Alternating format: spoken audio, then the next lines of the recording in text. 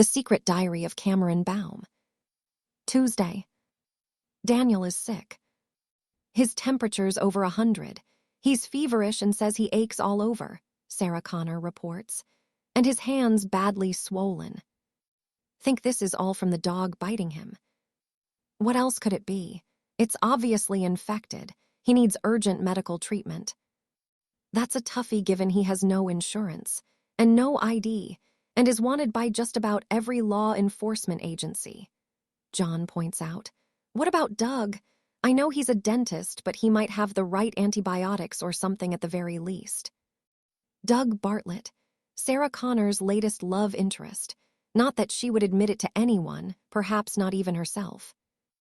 Doug's in San Francisco, visiting his daughter at Berkeley.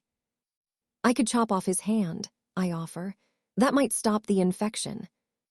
It's already in his bloodstream, and I'm not letting a butcher like you anywhere near him, Sarah Connor sneers. Butcher, bit unfair. It's not as if I was suggesting we barbecue the hand and serve it up for dinner. Snowy'd probably eat it, though. Meat is meat, in his opinion. I've an idea, she continues. Remember Roberto Gonzalez from way back? Bobo Gonzalez? Wow, there's a blast from the past. Wasn't his father a gunrunner? Never mind the father, the son's a doctor now. That's the important thing. Runs a free clinic near the Mexican border. I heard about it when I was there, 2 years ago? He's a doctor. I remember when he used to follow me around like a little puppy dog. Bobo the Slobo, I used to call him. Bobo the Slobo, not one of John's best zingers. Still, he was very young at the time. What is a free clinic? Cameron subprime asks, literally beating me to it by nanoseconds. It's like a charity hospital where people without insurance can get free medical care, John explains. And you really think he'd help us, no questions asked? It's worth a try, unless you've a better idea. John shrugs. Okay, but if we gonna do it, we should go now. It's a 3-hour drive to the border. Sarah Connor smirks. Not if I'm driving. Seriously, 100 miles an hour on these roads. Are you trying to get us killed? John is braced in the front seat of the Suburban as Sarah Connor throws the vehicle round curves at a speed that would impress a rally driver. She's certainly been true to her word. It's less than 2 hours since we left LA, and by avoiding the freeways, speed restrictions, and sticking to the back roads, we're already close to the Mexican border. How's our boy? John asks, twisting round to look at Daniel and myself strapped in the back seats. His pulse is steady, and he appears to either be sleeping or unconscious. I find it difficult to tell the difference. Whoa, easy there, Mario Andretti, he complains as Sarah Connor drifts the vehicle at speed through another turn. You're sending up a dust cloud that can be seen from orbit on the International Space Station. Fine, no cops in space, she smirks. You're enjoying this too much for someone of your age. Cameron subprime hasn't accompanied us. She's in LA tasked with looking after Mia and Snowy by impersonating me. Hardly a feat of mimicry that will challenge her unduly. Even Snowy's keen sense of smell can't differentiate between us. Finally, after several more kamikaze turns, we reach a junction linking the dusty backroads with modern blacktop. We're back in civilization.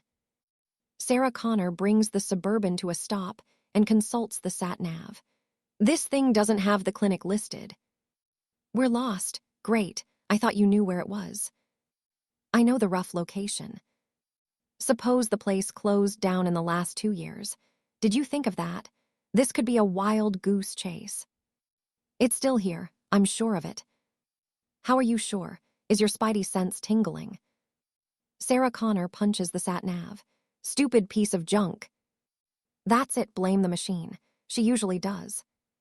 We drive on till we spot an actual person, a woman pushing a baby in a stroller, and stop and ask where we are.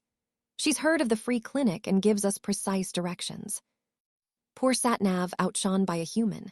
How embarrassing. I feel your pain, bro. The free clinic occupies an entire block. It's a single-story building painted white and when bathed by the noon sun looks more like a modern factory that makes computer components than a medical center.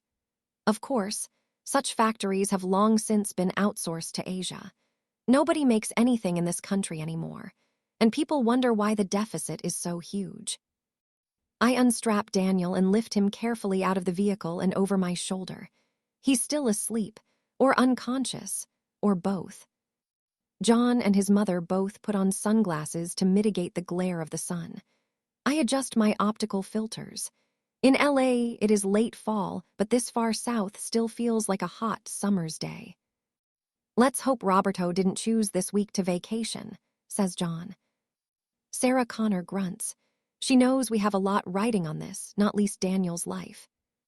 We enter a lobby painted in bright primary colors.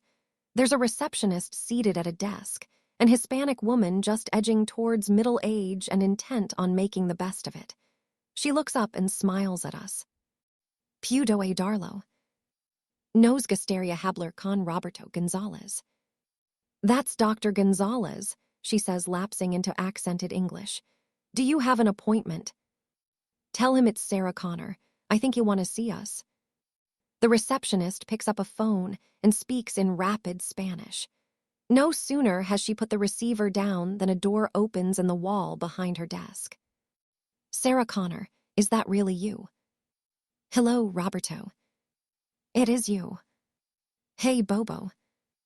"John, what has it been 20 years?" "At least." Roberto Gonzalez isn't dressed much like a doctor. There's no white coat, no stethoscope draped round his neck. He's a tall man wearing an expensive three-piece suit. He has a neatly trimmed beard just starting to gray, and his thick dark hair shows evidence of product.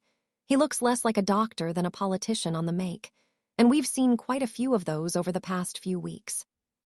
"Who is that? Is he ill?" He's noticed Daniel.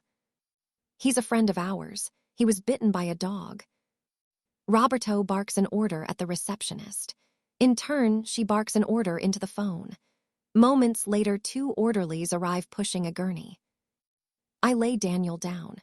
The doctor examines him. "How long ago was he bitten?" "About 48 hours. "Are you sure it was a dog?" "Absolutely sure." "Was it a wild dog? Could it have rabies?" "No, it was his pet dog, very healthy." "No tetanus shot recently?" "I doubt it." "At the very least, he has a blood infection. We will give him antibiotics. I'd like to keep him here overnight to check there's no liver damage. What's his name?" "Daniel." Roberto snaps his fingers, and the orderlies whisk the gurney away. "Thanks, Bobo." "I haven't been called Bobo since I was a boy. You gave me that name." "I know." Roberto glances at the receptionist who is pretending not to eavesdrop. "Let's go into my office so we can talk more freely." "You have an appointment with the bank at 12, the receptionist reminds him. "To discuss the loan defaults. They were most insistent." "Reschedule for one, and hold my calls." The office is plushly appointed and smells strongly of cigars. A doctor who smokes. Physician, heal thyself. There are 3 chairs facing a large wooden desk. We sit while Roberto perches on the edge of the desk. There's an iMac and a Rolodex behind him, and on the wall various photographs and framed citations. "And who is this vision of loveliness?" he asks, staring at me. "My name is Cameron." I tell him, bracing myself for the inevitable. "Isn't that a boy's name?" "Your name is as beautiful as you are." "Oh my, what a charmer." "Sarah, John, you both look so young. Yet here am I with gray in my hair. What is your secret?" "Try time jumping 10 years in the future. That'll do the trick." "No secret, Roberto, and you look fine, really." "Where are you living now?" "Los Angeles." "Of course. You were always drawn to that place. I remember my father telling you the same thing. Like a moth to a flame, he'd say." "How is Antonio?" "Passed, 10 years ago now." "I'm sorry." "He lived long enough to see me become a doctor and open this clinic. I think that pleased him very much." "How does a free clinic actually work?" John asks.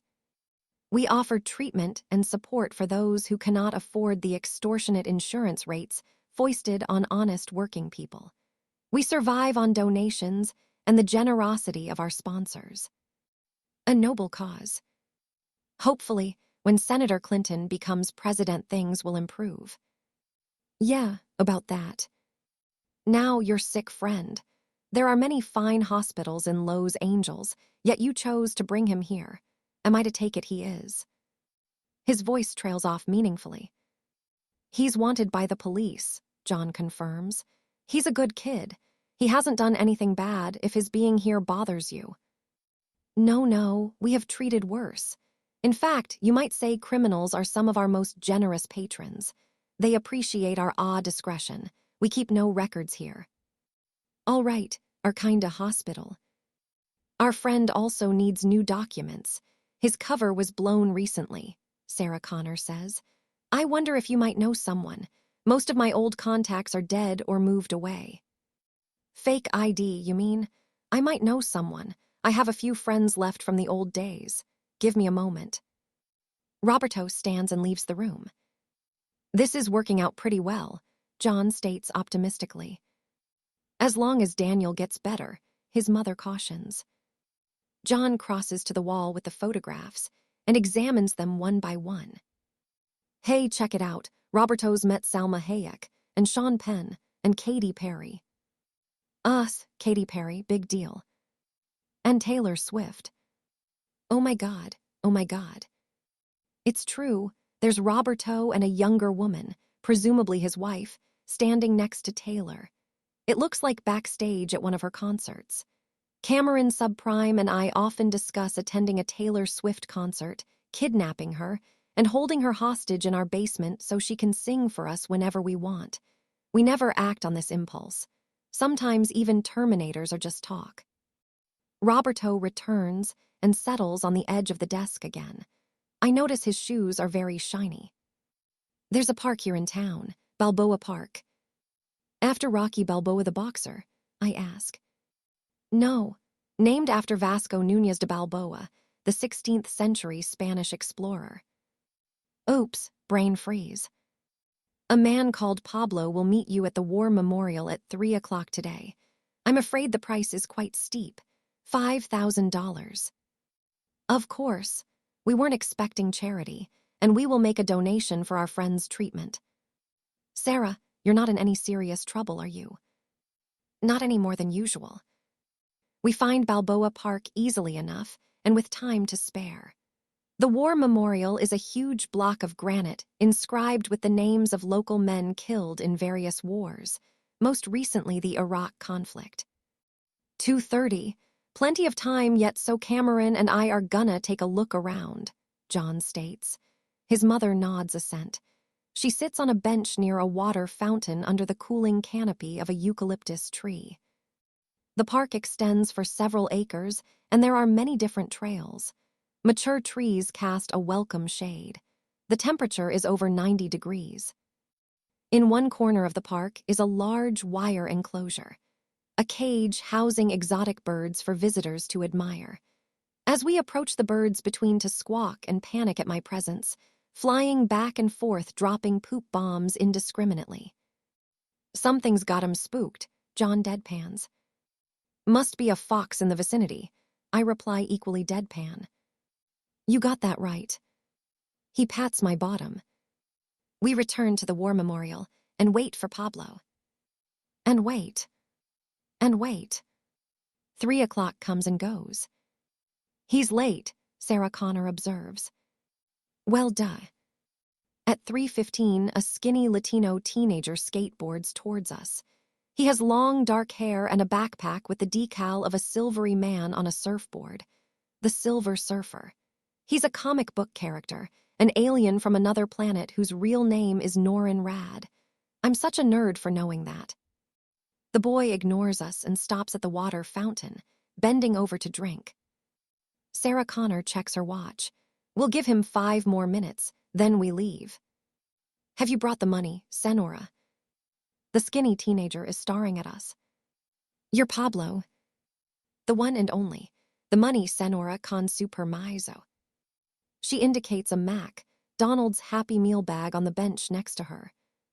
Pablo might be young, but he is wise enough to count the bills without taking the money out of the bag. Anybody watching will merely see a boy checking out a Happy Meal. You're short, this is only half. Half now, half when we get the documents. That isn't the deal. It's the only deal you're going to get. Take it or leave it. Pablo smiles. Feisty, I like you. Are you single? Please, I'm twice your age. At least, I add, this earns me a frown. Who is the ID for? Friend of ours, here's his details. She hands over a manila envelope. When will it be ready? Meet me here tomorrow, noon. Bring the rest of the money and wear something pretty. Pablo winks and puts the bag and envelope in his backpack and casually slaloms away on his skateboard. Looks like you have an admirer, John grins. Sarah Connor frowns. She's very hard to please. We find a motel for the night. It's a one-story horseshoe-shaped building not far from the main highway. The desk clerk is happy to accept cash and doesn't ask for identification. Pornhub is $10 extra. What? For the TV, Pornhub is $10 extra. It's a skin channel, very popular, mucho naked ladies. He leers at me displaying tobacco-stained teeth. We'll pass, thanks. Sarah Connor uses the time to dismantle her Glock 9 and reassemble it, then starts over. John and I settle on the sofa in front of the TV. It's an old CRT model that's chained to wall like an animal on a leash. Why is the TV chained to the wall? I ask. Because people will steal anything. We find a channel showing the Walking Dead reruns dubbed in Spanish. It's the episode where Rick frees the zombies trapped in the quarry. This is such a dick move, John comments. They're stuck in the quarry, no way out. Never gonna chomp anyone, just let them be. But no, the tool has to release them into the environment. Stupid. Rick is not a good leader. You can say that again. Rick is not a good leader. Wednesday. 3 a.m. John and his mother are asleep. I stand by the window, alert, watchful, ever vigilant. The motel is quiet, too quiet for my taste. I place a call to Cameron Subprime in Los Angeles, checking in with my homie. She reports all is well. Mia suspects nothing, believing her to be me. Or is it me to be her? Snowy is taking advantage of Sarah Connor's absence to sleep in the laundry basket, something he is forbidden from doing because he sheds dog hair all over our clothes. It's a wonder that dog isn't bald by now. At 5 o'clock, the door opens in the unit opposite and 6 women emerge, all dressed alike in scarves and loose clothing. 5 minutes later, a van arrives and they leave in it. Migrant workers. Off to another day's hard toil in the fields harvesting crops for less than minimum wage. Sooner you than me, sisters. At 8:30, John and his mother rise, take showers, then call the clinic to check on Daniel. Stable and improving. He's out of danger. No, we can't speak to him. Clinic policy. We head out for a meal. This is great chili, John enthuses, tucking in. We're in a small diner just off the main drag that serves local cuisine. Both have ordered the chili special. I have abstained. I'm watching my figure, and it's a figure well worth watching. We should eat Mexican food more often, John declares. You and Mia eat it all the time. That's Mexican takeout. It's frozen stuff they heat up in microwaves. This is the real deal. Excuse me, miss, this chili is superb, he tells a passing waitress. She smiles at him. She's young and pretty, and as she walks away, her butt switches back and forth like a fleshy metronome. Hate her already. At 11:30, we arrive back at Balboa Park. There's a statue of Vasco Núñez de Balboa, the 16th century Spanish explorer the park is named after. He looks nothing like Rocky Balboa the boxer, and I bet he couldn't beat Apollo Creed, or the one played by Mr. T. John and I take another stroll. We pass the caged birds. Pandemonium again. Another poop blitzkrieg.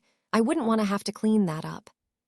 Pablo arrives at noon on the dot, punctual for once. You have the rest of the money, he asks. He's all business, I'll give him that. Another delve in the Happy Meal bag. He's happy with what he finds and hands over the documents. How good are these? Sarah Connor wants to know, examining them. Good enough for most things. Your friend are his dabs on record. Dabs. Fingerprints. Yeah, and his DNA. Then if he is caught by the federals, he is screwed anyway. You can't fake DNA. I sense movement among the trees. I turn in time to see 3 men, all dressed in black. They're creeping forwards carrying AK-47s. AK-47s pointed at us.